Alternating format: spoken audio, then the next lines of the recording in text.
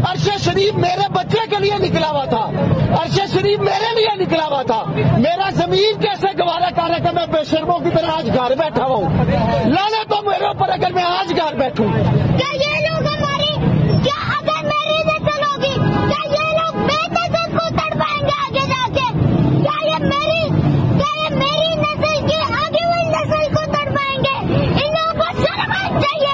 अल्लाह करे ऐसे ही मरे, इनके बच्चे मरे, उसे तड़पाया उस बेचारे को।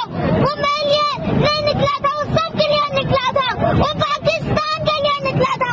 क्या तुम लोग उसे ऐसे ही मार दोगे?